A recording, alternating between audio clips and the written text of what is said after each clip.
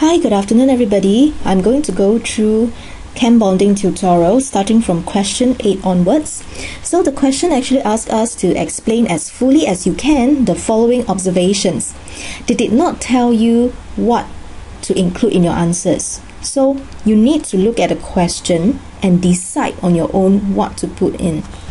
So looking at the question, they tell you that F2 is a gas at room temperature. I2 is a solid at room temperature. So based on this, what is the thing that you need to think of? Well, gas at room temperature tells you that you need to think about boiling point. Solid at room temperature tells you you need to think about melting point. So based on boiling point, melting point, you will definitely think about SBE to explain your answer. So for structure, both of them obviously is simple molecular structure, SMS. And we know that for simple molecular structure, bonding can only be VDW or hydrogen bonding. But F2 and I2 definitely can't be hydrogen bonding. So it can only be VDW. Okay? And for VDW, we must also know what affects the strength of VDW. Both of them are VDW, so we need to look at the size of electron cloud, or we can take a look at the shape of the molecule. But in this case, of course the shape is the same. F2 and I2, the shape is the same, so the only difference will be the size of the electron cloud. So in this case, we already know we need to use VDW and size of electron cloud in our answer. And going on from here, of course, E means energy required. So based on this, very simple, you should have, both of them should have simple molecular structure and both possess weak van der Waals forces between their molecules. Again, I would like to emphasize between their molecules. However, I2 has a larger electron cloud size than F2, simply because if you go and calculate your MR, you will notice that it's so, but we don't use MR in our explanation.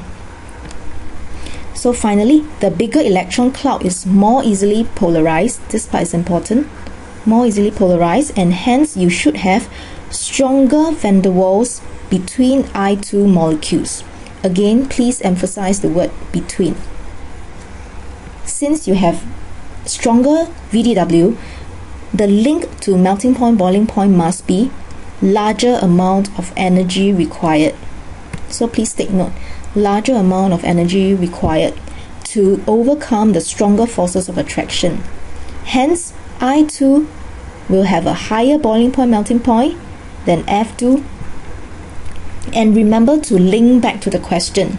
The question is talking about F2 is a gas at room temperature and I2 is a solid. So you cannot just stop your answer at higher boiling point and melting point. You have to continue to link back to your question.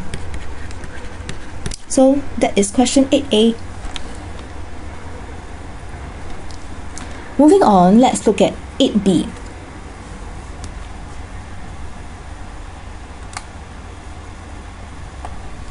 Okay, 8B should be more straightforward. So since they tell you HF has a higher boiling point compared to HB, we will think that higher boiling point allows us to think of SBE. So for S, in this case, definitely both of them will be SMS, simple molecular structure. And for SMS, again, we need to think of VDW and hydrogen bonding. So let's do a quick check.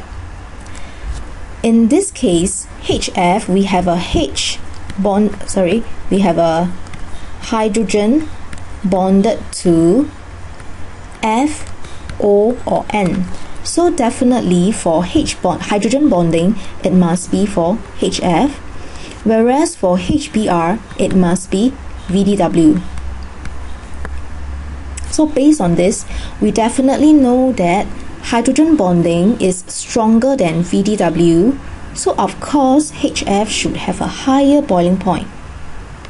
So in this case, we both have simple molecular structure. Okay, and the bonding wise, Strong hydrogen bonds exist between HF molecules, take note of the between, while weak van der Waals forces exist between HBr molecules.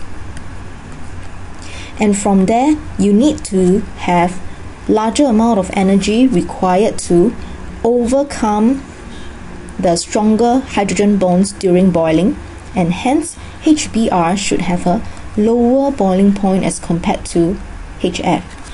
So in this case, we should have our S, B, and E. Very simple.